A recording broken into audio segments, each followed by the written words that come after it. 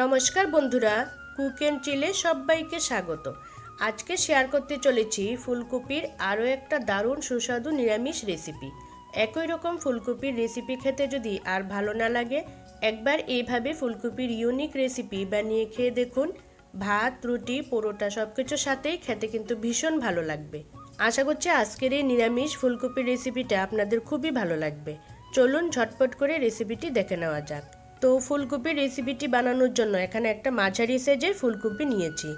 তো সবার প্রথমে ফুলকপিটা খুব ভালো করে ধুয়ে নিয়েছি। তারপর ফুলকপিটাকে আমি একটু বড় সাইজের কেটে নিয়েছি। এবার একটা গ্রেটার নিয়েছি, গ্রেটারের সাহায্যে ফুলকপিগুলো গ্রেট করে নিচ্ছি। তো আপনাদের কাছে যেরকম গ্রেটার থাকবে সেই গ্রেটারের এরকম ছোট মুখটা দিয়ে ফুলকপিগুলোকে গ্রেট করে নেবেন। তো আমি সব ফুলকপিগুলোকে একইভাবে গ্রেট করে নেব। তো সব ফুলকপিগুলো আমি গ্রেট করে নিয়েছি। এবার এই ফুলকপির মধ্যে দিয়ে দিচ্ছি অল্প করে একটু লবণ। লবণটা দিয়ে ফুলকপিটা খুব ভালো করে মেখে নেব। ফুলকপিটা লবণ দিয়ে মেখে 10 মিনিট রেখে দেব। এতে কিন্তু ফুলকপিটা বেশ নরম হয়ে যাবে আর রান্না করতে সুবিধে হবে। তো ফুলকপিটা 10 মিনিটের জন্য রেস্টে রেখে এদিকে আমি একটা পেস্ট বানিয়ে নেব। তার জন্য একটা মিক্সিং জারে নিয়ে নিচ্ছি 2 চামচ গোটা সর্ষে, তার সাথে নিয়ে নিচ্ছি 1 চামচ পোস্ত, আর নিয়ে নিচ্ছি 2টো কাঁচা লঙ্কা।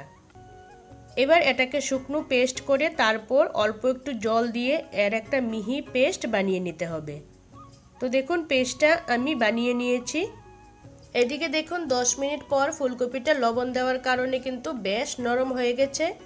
এবার ফুলকপিতে যে এক্সট্রা জল বেরিয়েছে সেটা চেপে চেপে বের করে নিচ্ছি। তারপর একটা পাত্রে আমি রেখে দিচ্ছি। তো সব ফুলকপি থেকে এইভাবে আমি জলটা চেপে চেপে বের করে নেব। জলটা বের করে নেওয়ার পর দেখুন ফুলকপিটা একদম ঝরঝরে হয়ে গেছে, আর ফুলকপির যে এক্সট্রা জলটা বেরিয়েছে সেটা কিন্তু আমি ফেলে দিচ্ছি। এবার ফুলকপিটাকে আমি কিছু মশলা দিয়ে মেখে নেব। তো এই ফুলকপির মধ্যে দিয়ে দিচ্ছি অল্প করে একটু হলুদ, তার সাথে দিচ্ছি অল্প করে একটু লঙ্কার গুঁড়ো, দিয়ে দিচ্ছি স্বাদ মতো চিনি, তার সাথে দিচ্ছি 2 চামচ বেসন, আর দেব 2 চামচ চালের গুঁড়ো, আর দিয়ে দিচ্ছি সামান্য একটু লবণ। এবার ফুলকপিটাকে খুব ভালো করে সব কিছুর সাথে মেখে নেব। প্রথমে কিন্তু জল দেবেন না, প্রথমে ফুলকপিটাকে সব কিছুর সাথে এইভাবে ভালো করে মেখে নেবেন। তারপর এর মধ্যে অল্প অল্প জল দিয়ে এটাকে মেখে নিতে হবে। আর প্রথমেই জলটা দিয়ে দিলে তাহলে কিন্তু জলের পরিমাণটা ঠিকঠাকভাবে বোঝা যাবে না। আর ফুলকপিটা প্রথমে মেখে নিয়ে তারপর অল্প অল্প জল দিয়ে এর সাথে মেশাতে হবে। তো খুব ভালো করে আমি এটাকে মেখে নিয়েছি। এবার রান্নাটা শুরু করব। তার জন্য আমি প্রথমে কড়াইয়ে দিয়ে দিচ্ছি কিছুটা সাদা তেল। তেলটা খুব ভালো করে গরম হয়ে গেলে তেলটাকে কড়াইয়ের চারিদিকে মাখিয়ে নিতে হবে। তারপর মেখে নেওয়া ফুলকপি থেকে কিছুটা অংশ ফুলকপি নিয়ে এরকম একটা শেপ করে নিচ্ছি। এতে করে এইগুলোকে ভাজতে যেমন সুবিধা হবে, সেরকম এইগুলো ভাজার পর মানে রান্নার পর দেখতেও কিন্তু বেশ ভালো লাগবে। তো আমি চেষ্টা করেছি সমস্ত ফুলকপিগুলোকে একই রকম ভেজে নিতে।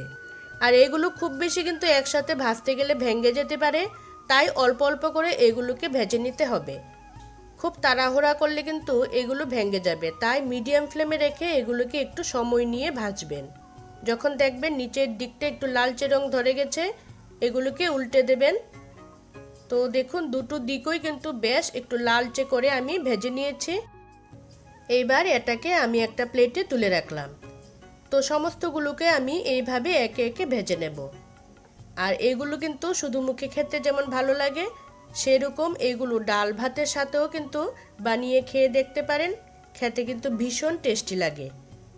তো আমি আজকে এগুলোকে গ্রেভি বানাচ্ছি। তার জন্য কড়াইয়ে এবার দিয়ে দিলাম 1 টেবিল চামচ সর্ষের তেল। তেলটা খুব ভালো করে গরম করে এর মধ্যে দিয়ে দিলাম 2টো এলাচ, 1 টুকরো দারচিনি আর 1/4 চামচের মতো কালো জিরে। ফোড়নটা একটু ভেজে নিয়ে এর মধ্যে দিয়ে দিলাম সর্ষে, পোস্ত আর কাঁচা লঙ্কার পেস্ট। এবার এগুলোকে একটু নাড়াচাড়া করে ভেজে নিচ্ছি। এবার মশলাটা একটু নাড়াচাড়া করে এর মধ্যে দিয়ে দিচ্ছি 1/2 চামচ হলুদের গুঁড়ো, ঝাল অনুযায়ী লঙ্কার গুঁড়ো। ঝালটা অবশ্য আপনাদের পছন্দ মতো দিয়ে দেবেন। দিয়ে দেব স্বাদ মতো লবণ। জিরের গুঁড়ো দিয়ে দিলাম 1/2 চামচ, আর ধনে গুঁড়ো দিয়ে দিলাম 1/2 চামচ। এবার মিক্সিং জারটা ধুয়ে অল্প একটু জল দিয়ে মশলাটাকে খুব ভালো করে ভেজে নিচ্ছি। তো মিডিয়াম ফ্লেমে মশলাটা একটু ভেজে নিয়ে এবার এর মধ্যে দিয়ে দিচ্ছি 1 মুঠো মটরশুঁটি। মটরশুঁটিটা দিলে কিন্তু খেতে যেমন ভালো লাগে দেখতেও তেমন ভালো লাগে। তো মটরশুঁটিটা দিয়ে মশলার সাথে একটু ভেজে নিচ্ছি। মশলার সাথে মটরশুঁটিটা ভেজে নিয়ে এবার এর মধ্যে দিয়ে দিচ্ছি পরিমাণ মতো জল। খুব বেশি এখানে আমি গ্রেভি রাখছি না, একটু গা মাখো হবে সেই হিসাবে কিন্তু জলটা এখানে দিয়ে দিলাম।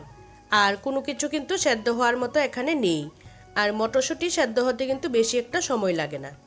পরিমাণ মতো জলটা দিয়ে এবার এর মধ্যে দিয়ে দিচ্ছি অল্প একটু চিনি। যেহেতু নিরামিষ রান্না একটু মিষ্টি মিষ্টি ভাব থাকলে কিন্তু খেতে ভালো লাগে। তো ঝোলটা ফুটতে শুরু করলে এর মধ্যে দিয়ে দিলাম ভেজে রাখা ফুলকপির বড়া বা কোপ্তা যাই বলুন না কেন সেগুলোকে দিয়ে দিলাম। এগুলো দিয়ে কিন্তু খুব বেশিক্ষণ রান্নাটা করব না, মোটামুটি 4-5 মিনিট এগুলোকে দিয়ে একটু মিডিয়াম ফ্লেমে রান্নাটা করে নিলেই হবে। এবার এর মধ্যে দিয়ে দিলাম কেটে রাখা ধনেপাতা। এবার এটাকে নামিয়ে নেব। একটু এরকম গ্রেভি অবস্থায় নামাতে হবে, না হলে ঠান্ডা হলে কিন্তু ঝোলটা আরও টেনে নেবে। তো দেখুন বন্ধুরা, বেশ এগুলো কিন্তু আরও একটু ফুলে বড় হয়ে গেছে আর একদম নরম তুলতুলে হয়ে গেছে। তো এইভাবে তৈরি হয়ে গেল দারুণ সুস্বাদু ফুলকপির একটা ইউনিক নিরামিষ রেসিপি। আপনারা নিরামিষ দিনে বা যে কোনো দিনে কিন্তু এই ফুলকপির রেসিপিটা বানিয়ে খেয়ে দেখতে পারেন। তো বন্ধুরা, কেমন লাগলো আজকের রেসিপিটা কমেন্ট করে জানাবেন। ভালো লাগলে লাইক, শেয়ার ও চ্যানেলটা সাবস্ক্রাইব করবেন এরকম ভালো ভালো রেসিপি পাওয়ার জন্য। আজ এই অবধি, ভালো থাকবেন, সুস্থ থাকবেন, সবাইকে অসংখ্য ধন্যবাদ।